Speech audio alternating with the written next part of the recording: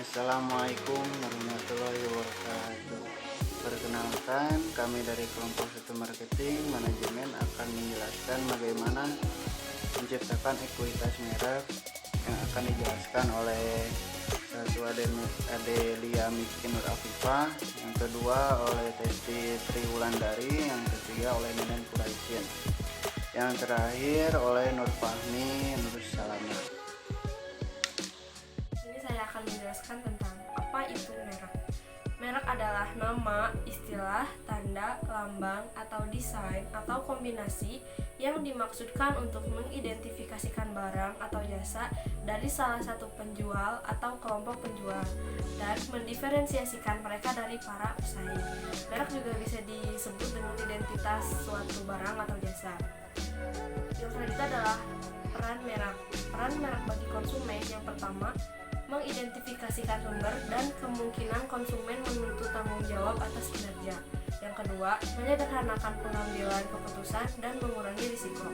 Selanjutnya, bagi perusahaan, yang pertama, menyederhanakan penanganan dan penelusuran produk. Yang kedua, membantu mengatur catatan, persediaan, dan akuntansi. Yang ketiga, perlindungan hukum untuk fitur dan atau aspek unik produk. Yang selanjutnya, loyalitas yang memberikan tingkat permintaan yang aman serta ketersediaan membayar lebih. Selanjutnya, mengamankan keunggulan kompetitif. Nah, di sini saya akan menjelaskan tentang keunggulan perluasan merek. Yang pertama yaitu efek umpan balik yang positif, seperti mengurangi persepsi resiko ditolaknya produk oleh pelanggan dan memanfaatkan kemudahan saluran distribusi yang ada. Yang kedua, meningkatkan peluang keberhasilan produk, seperti mengurangi biaya perkenalan produk, menyediakan variasi pilihan produk, dan meningkatkan efisiensi desain kemasan. Selain itu, ada juga kekurangan dari perluasan merek. Yang pertama yaitu distribusi merek. Distribusi merek ini adalah penurunan nilai suatu merek atau daya pembeda atau keunikan suatu merek terkenal berupa pengaburan atau pencemaran sebagai akibat dari penggunaan merek tanpa izin oleh pihak lain kepada produk yang berbeda kelas dan jenis. Yang kedua ada kanibalisasi merek produk. Apa itu kanibalisasi merek produk?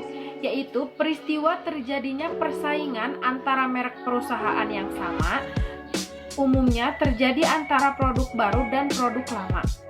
Contohnya, merek lama hijau, merek baru ungu.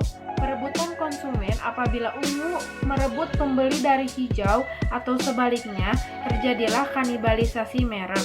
Yang ketiga, kehilangan peluang menciptakan merek baru dengan citra unik dan ekuitasnya sendiri. Ada juga definisi ekuitas merek atau brand kualitas. Adalah nilai tambah yang diberikan produk atau jasa, atau juga bisa disebut kualitas dari suatu merek dengan sebuah respon atau tanggapan dari konsumen terhadap suatu merek.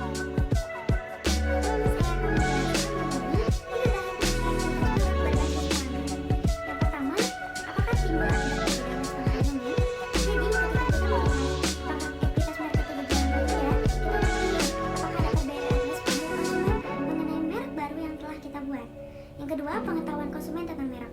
Apakah merek tersebut memberikan informasi yang menarik, yang memberikan pengetahuan kepada konsumen atau tidak? Yang ketiga adalah respon diferensial dari konsumen.